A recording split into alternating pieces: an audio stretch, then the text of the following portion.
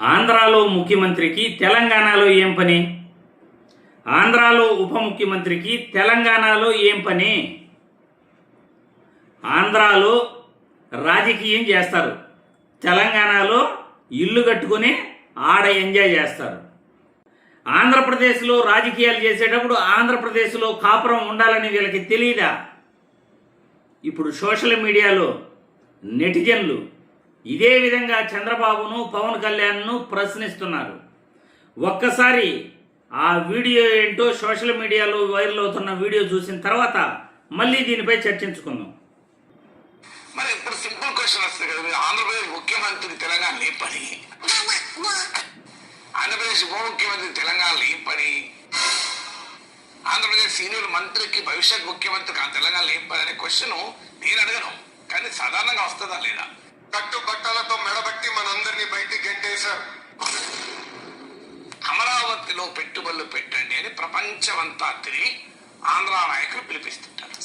కానీ విచిత్రం వీళ్ళు మాత్రం పెట్టాలి ఇక్కడ పెట్టుబడులు. అదే మ్యాజిక్. ఫస్ట్ ఆంధ్ర నాయకులు డబుల్ స్టాండర్డ్ వదిలేయాలి.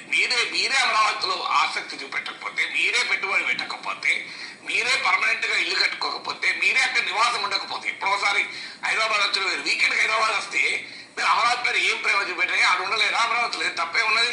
మోస్ట్ లివబుల్ సిటీ అమరావతి లాంటి సిటీస్ అవసరం అని చెప్పి మాట్లాడే పరిస్థితికి వచ్చారు. ఈ కాన్వీనర్ అన్ని హైదరాబాద్ ఎదుర్కొంటారు వీకెండ్, దానికి ఆన్సర్ ఉండాలి. అంటే బ్రహ్మాండ ఆందే ఇక్కడ ఏదో మీకు 3 నెలలకు 6 నెలలకు ఎప్పుడన్నా ఇల్లు ఉన్నప్పుడు రావచ్చు, తప్పలేదు. కానీ మీరు అక్కడే పర్మనెంట్ గా ఉండొచ్చు కదా, బ్రహ్మాండంగా ఉండే క్వశ్చనే లేదు. Amaravati future city, best city in the world. ఇలాంటి డైనమిక్ సిటీ ఎక్కడా ఉండదు. అమరావతి గురించి ప్రేమ చూపెడతాం, కానీ మేము అమరావతిలో మేము మాత్రం పెట్టుబడి పెట్టాం, ఇతరులను పెట్టుబడి చెప్తాం. నాకు కూడా కానీ చెప్పేది మేము జనాన్ని పెట్టుకుంటున్నాం. పెట్టుబడి అంటే ఎట్లా న్యాయమవుతుంది?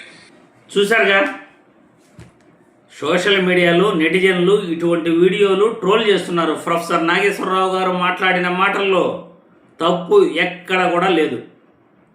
ఆంధ్రాలో నువ్వు రాజకీయం చేసేటప్పుడు ఆంధ్ర ముఖ్యమంత్రికి, ఆంధ్ర ఉప ముఖ్యమంత్రికి తెలంగాణలో ఏం పని? మీకు ఇల్లుంటే 3 నెలలకు 6 నెలలకు వెళ్ళేసి రావాలి.